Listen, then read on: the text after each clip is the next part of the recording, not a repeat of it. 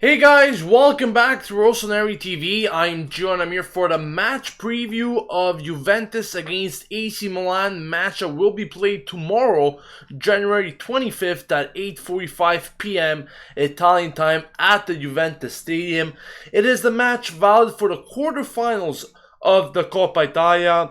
And it is a very big fixture for both of these teams, of course, both wanting to progress to the semi-final stage of the competition. It will be the third meeting between these two teams this season. Of course, Milan previously won the past two. First of all, once at the San Siro in the Serie A encounter, and later on, as we could all recall, in December in Qatar for the Coppa Italiana.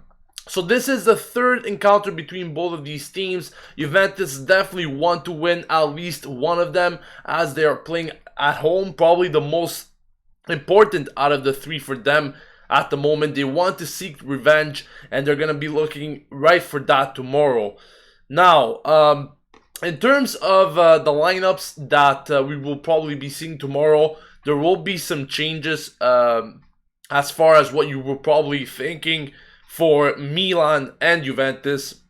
But what I really want to get into this match is that I want to explain how Milan should approach this match. And unfortunately, Milan really hasn't approached previous matches in the right fashion.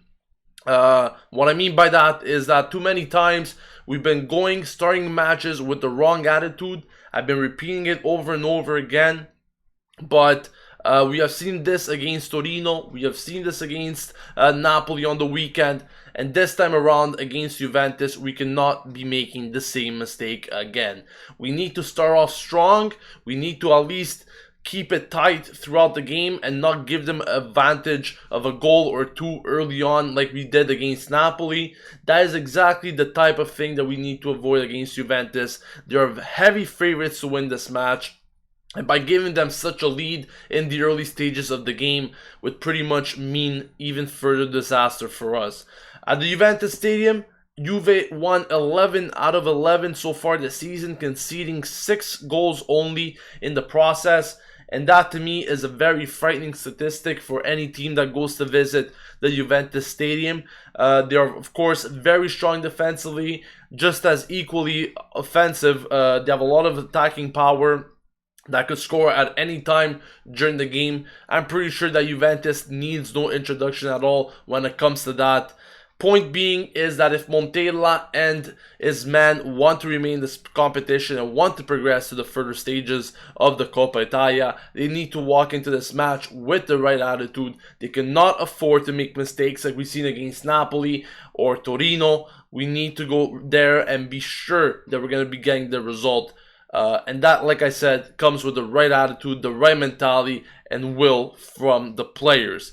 Now, without further ado, I'm going to get straight into the probable starting 11 for Milan, because probably a lot of you guys are thinking who's going to be starting in this game, who's not going to be starting in this game. So let's take a look at the probable starting 11 for AC Milan against Juventus tomorrow night at the Juventus Stadium. Now, before I get into the starting 11, I did want to mention that there are several reports currently conflicting with the probable starting 11, meaning that certain players are expected to play for certain sources, other sources say different. So this is coming from Sky, and usually they get this spot on, and this seems to be the most probable starting 11 for Milan tomorrow. Donnarumma will be starting in net. Abate, Zapata, Romagnoli, and Calabria in the back four. Kuchka, Locatelli, Bertolacci in the middle. Suso, Bacca, and Bonaventura complete the attacking trio up front. So as you can see, not much differences going on as far as the attack goes on. Initially, yesterday, I did report that Suso probably wasn't expected to be playing in this game as he didn't participate in yesterday's training session. Today, he did participate, and at the end of the training session, Montella called him and said that he will be taking part into this game. Same thing goes for Locatelli. He's finally going to be back. He's going to be starting in this game. Bertolacci, you could see him playing on the left mid role, whereas Pasalic played against Napoli in that specific role. Kuchka's there as well on the right mid, so I'm very happy about that. The majority of changes really come in the defense when you take a look at it. And there you can see Zapata replacing Paletta and Calabria once again being chosen as the left back to start in this game ahead of De Sciglio and Antonelli, which both players, by the way, have been called up for this fixture. Now, I just wanted to give my 2 cents on this whole situation going here with Calabria getting a start once again as a left back. Simply, I'm not understanding what Montella is still experimenting with Calabria. He had a few shaky games in that position in the recent games. Last time around against Napoli, he did a complete mess in that position. He got booked for a silly foul. He wasn't present for the second goal of Napoli, not keeping track of his man. And to me, I think this is another very weird decision by Montella to be starting Calabria in the left back position. Once again, this is not his role. His role is a right back. So I don't know why, when you have De Sciglio and Antonelli at your disposal, why you would be choosing Calabria over them. I simply don't understand that. But I do hope that Montella actually chooses either De Sciglio or Antonelli for tomorrow's game. They have been playing more consistent all season round, and simply I don't know why you would want to shoot yourself in the foot or take this gamble, especially considering the fact that we are playing away to Juventus at the Juventus Stadium, where you cannot afford to make any mistakes. I understand this might be a chance to give him more playing time, but at the same time, I don't think these are the type of fixtures to award players, especially players that haven't been consistent or haven't done much in recent games, to actually play in these types of matches. Same thing goes for Zapata. It's a choice which, in my opinion, is a big gamble. We haven't seen Zapata at all this season, or very little. I honestly can't even recall last time I've seen Zapata play. And Paletta will be rested. This is another, like I said, gamble, because Zapata, you don't know how he's gonna play, to be honest. We know Zapata as one of those players that could have a good performance, could have a shaky performance. Gustavo Gomez won't be getting the start here, unlike what he did against Torino in the Coppa Italia there in the round of 16. So Zapata will be getting the start alongside Romagnoli. I definitely hope that he does have a good game, but once again, I don't understand the risk that Montella wants to take by fielding Zapata in an important match like the one against Juventus at the Juventus Stadium. You're really asking for trouble, in my opinion. And tomorrow, I mean, we will see the result of it. But at the moment, I'm not liking really what I'm seeing in that back four. Obviously, Romagnoli and Abate being the usual players playing there. But I definitely hope that Calabria will not be starting, and maybe De Sciglio or Antonelli will be taking his place. Zapata starting is pretty much confirmed, however. Now, speaking about Zapata, actually, Montella did mention a few days ago or last week that he was willing to play Zapata. He wanted to see how he could perform because he's seen good things from him in training session. Once again, I have no problem with Zapata playing. I just wouldn't fit him in these types of games. Then again, you do have Paletta, Romagnoli being your starters. Gustavo Gomez, at least he got like 10 appearances in him this season to at least be, familiar with the playing in competitive matches rather than just playing in training sessions. So I really don't understand the motive between the decision for Zapata and Calabria, but hopefully Montella will be able to justify that tomorrow with his choices, of course. So like I said, I'm expecting Juventus to really go full out on this match because they want to gain revenge based on those two previous results against Milan, once in the Serie A and the other one in the Super Coppa Italiana. And really, I know that we did dominate them last time around when we played them in the Super Coppa, but at the Juventus Stadium, you always see a different story. you always see Juventus finding a way to win matches. I don't know how they do it, but they simply just know how to get the job done at the Juventus Stadium. So once again, we need to go in with the right attitude, the right mentality. We cannot afford any false movements, any false passes, because these guys will hit us just like Napoli did in the opening 10 minutes of the game against us in the San Siro. But now, let me know what your thoughts, your comments, your predictions, who's going to score in this match. Let me know all of that in the comments section below, guys, as I'll be reading your comments in the next few moments. For those of you that are asking, Deulofeu will be starting from the bench tomorrow. He did get called up, while Niang did not get called up, and he will not be participating in this match whatsoever. So, getting into your comments right away, Mark Kane says, let Zapata play against Crotone. Santino says, when Abate puts on the captain's armband, he turns into a different player. De Shio is shit, Luca is better. Paul Solo once again says, I really don't understand Montella sometimes. I really like him as a coach, but mamma mia, non si può. Ugo saying Abate is very weak in defense. Santino wants Niang gone, so brutal. And Mark Kane also prefers Gomez over Zapata, like I said, because at least Gomez did get some appearances this season. He didn't always play as good, but at least he has some, taught some fresh legs into him. He knows how to deal with certain situations. He's been put in competitive situations where Zapata really has been playing in training sessions. He hasn't really been performing at all in competitive matches. So I really don't see the gamble you're taking by Montella at all.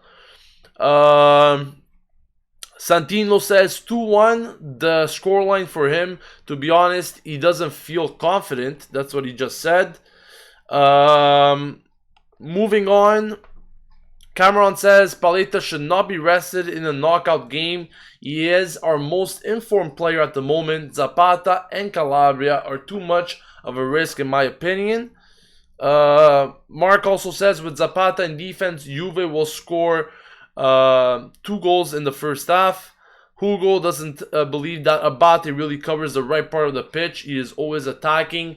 I do feel that sometimes he does make some movements, and even when he does attack, he doesn't really improve Milan's chances of scoring. His crossing is bad, he cannot get that done.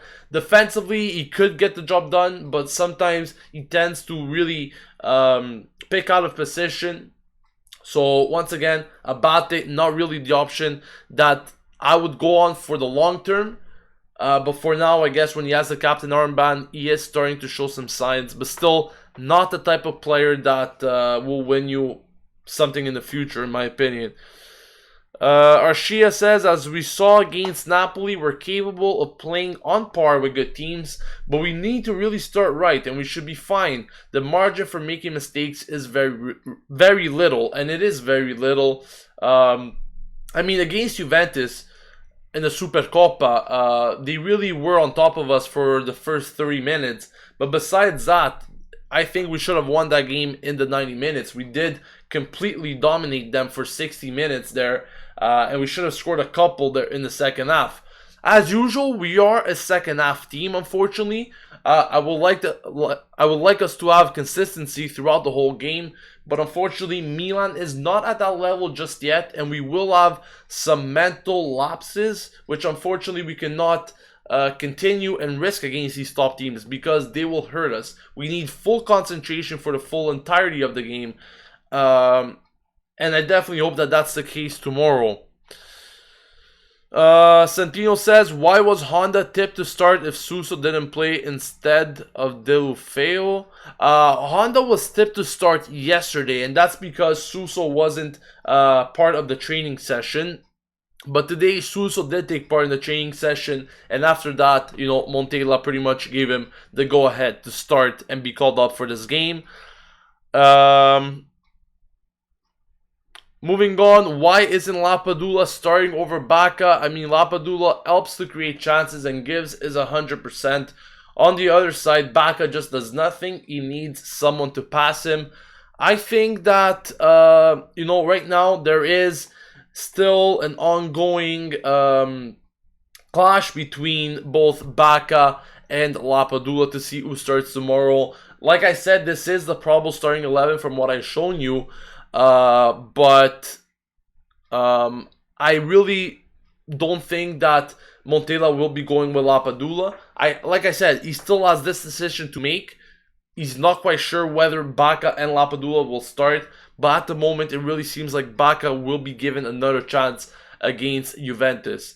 Simply, I would put Lapadula in as well to start instead of Bacca. I don't know why Montella keeps giving Bacca chances, but hopefully we'll see Lapadula getting more playing time in the eventual future. Do I expect Deulofeu to get subbed on? Which side of the striker would he play? He could be subbed on. I think if he does get subbed on, it will be on the left side. Bonaventura will most likely shift back in the midfield, and Deulofeu will be playing on the left wing if he does make an appearance tomorrow from the bench.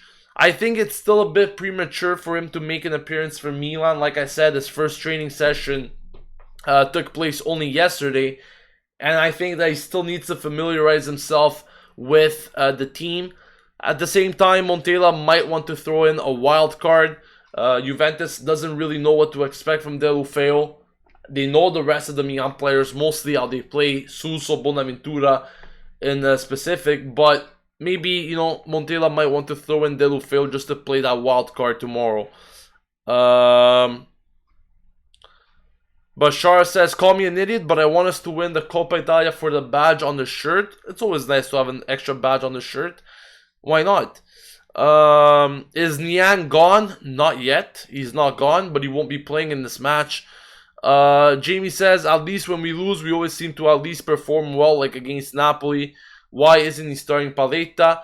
Getting back to the first question, yes, we might perform well, but that to me really means nothing, because at the end of the day, it's the result that counts. You can perform terrible, you can play like shit and still get the result. At the end of the day, that's what matters. It's the 3 points or the progression in the knockout stage game like tomorrow will be. That's what matters to me the most. Ugo says, what do you think of Bertolacci? In my opinion, he's a very weak option. He doesn't have any influence on the games. He definitely didn't have an influence in the games for a long time. It seems that Montella wants to implicate him more into the team. He's starting to play more. I mean, we already saw him for at least a month now getting more consistent playing time. I think that Montella hasn't really given up on him just yet. He wants to still see what he could prove. But Bertolacci is, like many other midfielders that we have, is not just good enough to challenge for top 3 in the Serie A, for example. He could still get some things done. He did score against Torino, but we need better quality players in that midfield if we want to get anywhere. To me, having players like Bertolacci and Jose Sosa, players that are decent at most, is simply not going to get us anywhere in any competition. Arshia says, another Locatelli banger incoming. I think Deulofeu will sub on for Suso since he was already fatigued. That could be another option, definitely, Arshia. John Paul Valencia says, in the summer transfer window, we need to strengthen our midfield. Bertolacci, in my opinion, is unreliable. He's very inconsistent. Just spoke about him a few moments ago. Aniket says, Gio, don't you think we should sell Niang to a Premier League side and try buying Gabbiadini with that and some more payment in the summer? I don't think Gabbiadini is definitely an option that will help Milan very much, to be honest with you, if he comes in. Speaking about Niang being sold, I'm sure many of you are probably thinking about where Niang will be going, or if he will be going anywhere, and I would like to give you a quick recap on the situation regarding Niang. Many of you are probably still confused of what's happening with him, but pretty much speaking, Milan want to loan him out. At the same time, they want an exchange of loans. So if they want to loan him out, that means that they want someone in return on loan. At the moment, the player has been shown interest from various teams. Torino, Genoa, also Premier League teams. But Genoa, it seems that he doesn't want to join Genoa. He's not really happy about that destination. About Torino, unfortunately, Torino don't have any players to offer on loan to Milan in exchange for that loan for Niang. So that's out of the options. A move to Torino, that is. The only real option that remains right now, and can be the most realistic, is a move to the Premier League on loan. There's quite a few teams that are interested in him, such as Crystal Palace, West Ham. These are a couple of teams that are interested in him, but at the same time, like I said before, Milan want a player in return on loan, so they want an exchange of loans if Niang has to leave. Genoa still waiting for Niang. They could wait until January 31st. That's when the deadline for the transfer window is. And they're being patient, but at the moment, I simply don't think that Niang will want to join Genoa. He wants playing time, and even though he's going to get playing time at Genoa, I don't think it's an option that really makes him very happy. So we'll see what happens with Niang. If he does remain at Milan, Montella did say that he's going to try with him again, but simply I think his time at Milan is done, at least for this season. Hi Blake, thank you for joining in. Cameron says, Gio, in your opinion, do you feel our chances for qualifying for the Champions League are dead? It's still a long season, don't get me wrong. There's still lots of games, 18 games left for Milan to be precise, until the end of the Serie A season. And anything could still happen. I'm still optimistic, but we are currently 7 points away from third place, and that is currently contained by Napoli. We do have a game in hand, so we can cut that gap to 4 points. But at the same time, if you look at the qualities of teams like Roma or Napoli, you can definitely tell that they have more depth. And I don't know how long this Milan team could really last for. All I hope at the moment is that we at least make it to the Europa League. Even though the Champions League may seem very far away, I think a return to Europe is, or was at least, the original target for this team. So I wouldn't really be upset if we do have to settle for the Europa League. That's probably what's going to be happening at the end of the season, just because I see Napoli and Roma far superior at the moment in terms of what they could do, and the results that they could achieve from now on until the end definitely speak in their favor. What if we play Deulofeu in the midfield? Deulofeu is not really a midfielder. What he could do is play on the wing or as far as a striker, but not really in the midfield. We need to start strong from the first minute, says Dimitri. I hope they learned their lesson against Napoli. We showed that we can outplay them already 2 times this season, but it is a different story on the ground. It definitely is a different story. Like I said before, 11 wins out of 11 for Juventus this season at the stadium. Very frightening statistic. Not many teams get anything out of it when they go play there. And Juventus is simply want revenge tomorrow against Milan after Milan beat them twice already this season. But at the same time, Milan definitely plays good against top teams. We didn't start very well against Napoli, but we did have a very strong second half performance in which, in my opinion, we should have at least deserved the tie. Against Roma, we did play a good match. We lost that one 1-0. We were able of beating Juventus twice this season. So all in all, against top teams this season, we did quite well. Tomorrow might be a different story, but I definitely hope that we could upset Juventus for a 3rd time this season. John Paul says, do you believe Montella isn't deploying his best lineup because he's not fully confident we can go on to win this? Are you speaking about tomorrow's lineup? At the same time, I don't think that he's fully not confident like you're saying. I think that he's pretty aware that his team still has chances, but I think he just wants to give playing time to some players that haven't been getting playing time. Unfortunately, we are playing against Juventus, and it isn't a game in which we should be playing players that haven't been getting playing time or haven't getting given a chance to really shine.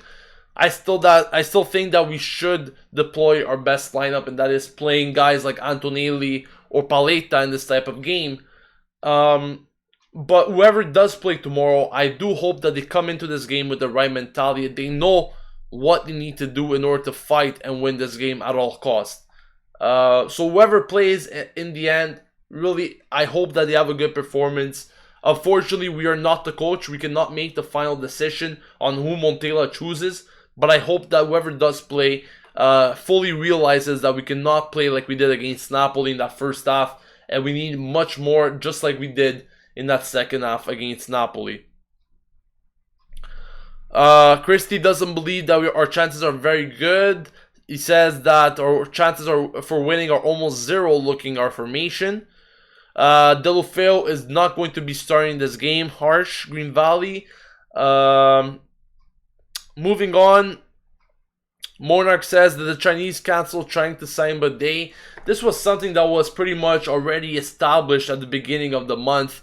Fiorentina wanted 10 to 12 million euros for Bade, money that Milan currently doesn't have in this transfer window. That is why they pretty much abandoned that route for this winter transfer window. Abdul says expect him to pop up around the 70th minute, maybe earlier. Monarch says Montella never makes changes before the 70th minute, and I could agree with that. Montella definitely needs to make better changes, in my opinion. Sometimes he waits way too long.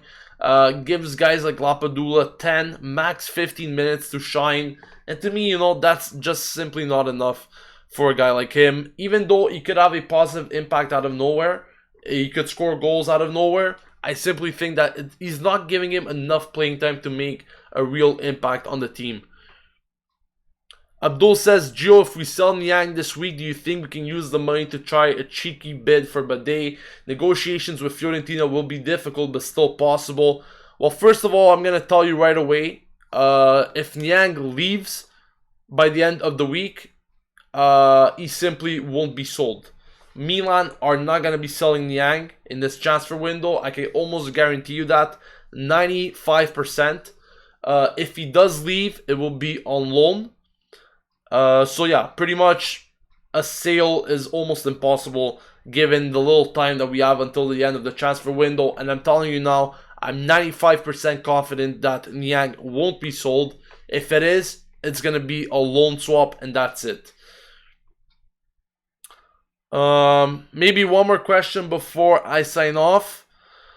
Dean Darko says, I know this is off topic, but has there been any transfer updates today? I did speak about Niang before, just a few minutes ago, giving you an update of the whole situation regarding him, what's going on at the moment with Niang, but that's pretty much it.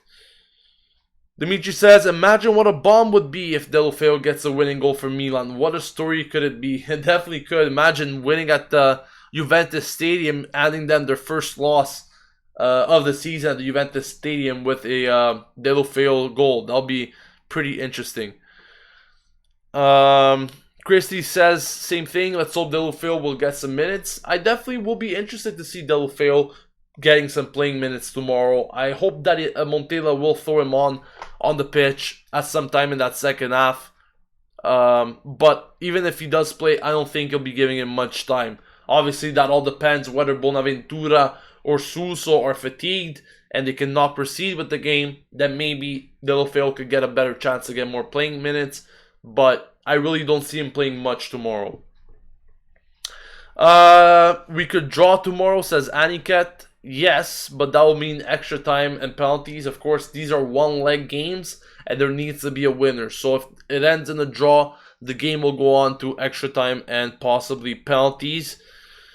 But that's going to wrap it up, guys, for today's match preview for Juventus against Milan, which will be played tomorrow at the Juventus Stadium for the quarterfinals of the Coppa Italia. The winner will be playing Napoli and Fiorentina, the winner of that game, which is currently being played at the moment, still 0-0 there. And that game will be for the semifinals of the Coppa Italia. So on that note, guys, I would like to remind you that tomorrow there will be a live stream watch along 30 minutes before kickoff. As usual, you guys are welcome to join me and talk about the match as the match goes on. That will be followed by the match review. And so I'll be seeing you guys tomorrow for those videos. Thank you for watching. Don't forget to subscribe to Rossoneri TV to stay updated with everything going on at AC Milan on a daily basis. And I'll catch you guys tomorrow. Thank you for watching again. This has been Gio signing off. And as always, Forza Milan.